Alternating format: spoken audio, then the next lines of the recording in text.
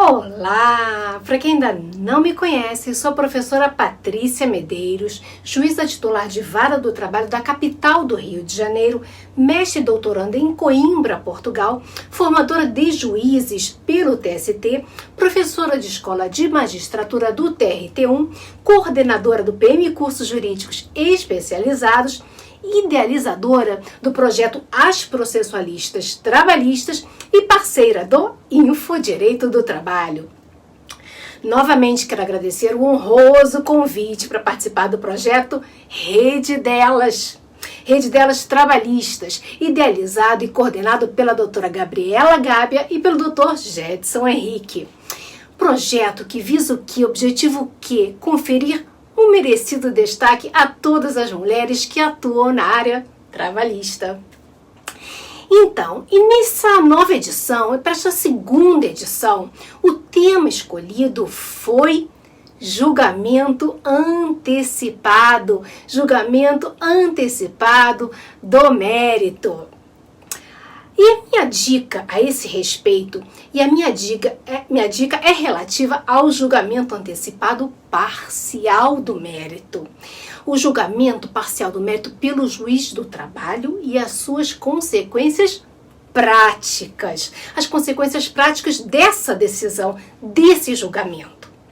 Nós sabemos que com o ato conjunto número 3 de 2020, de 10 de agosto de 2020, o TST, com o CSJT e a Corregedoria Geral da Justiça do Trabalho, regulamentaram a tramitação do julgamento antecipado pelo TST.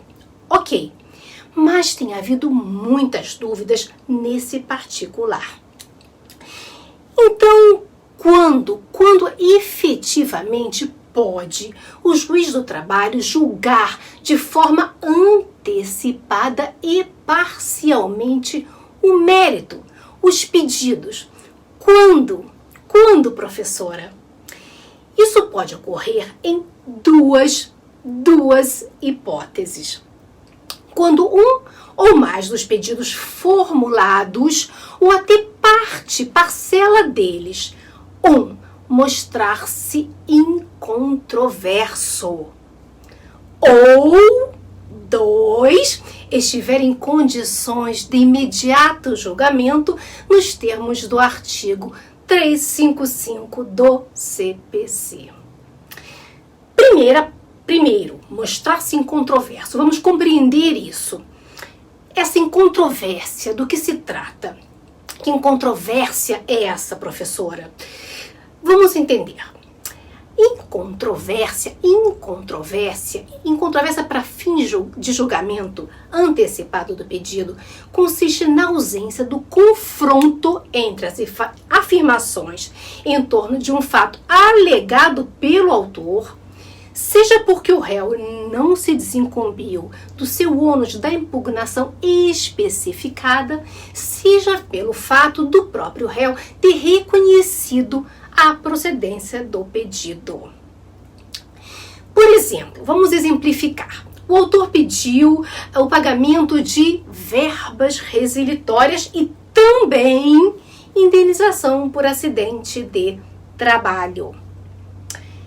O réu reconheceu que deve as verbas resilitórias, mas negou a ocorrência do acidente do trabalho, negou o fato ocorrência do acidente do trabalho.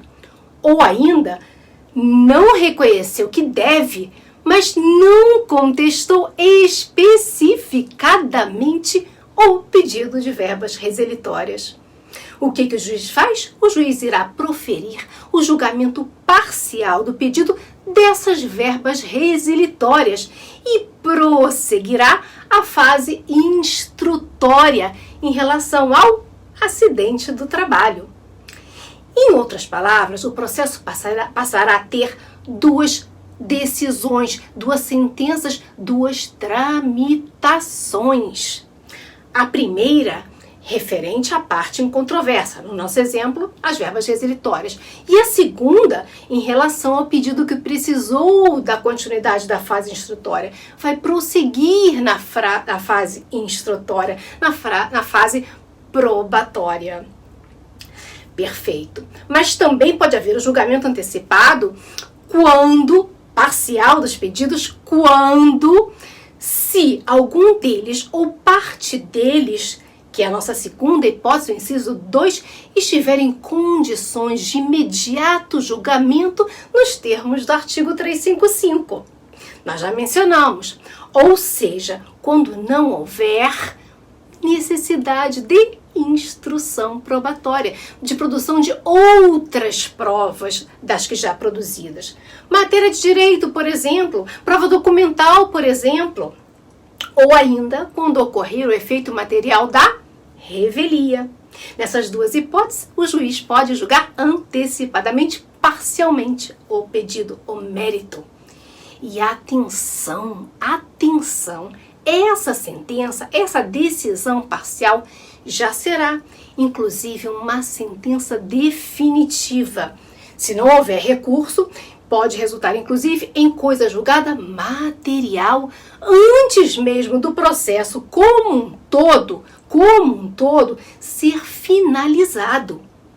Vejam bem, e mais atenção ainda, muito importante, se essa decisão parcial for líquida, poderá ser desde logo executada provisoriamente, se estiver pendente de recurso, e definitivamente se transitar em julgado. Vejam só, fica a dica. E passo agora a vez para a ilustre professora doutora Henriette Brigagão, especialista em Direito Trabalhista e Direito Previdenciário. Doutora Henriette, qual é a sua dica?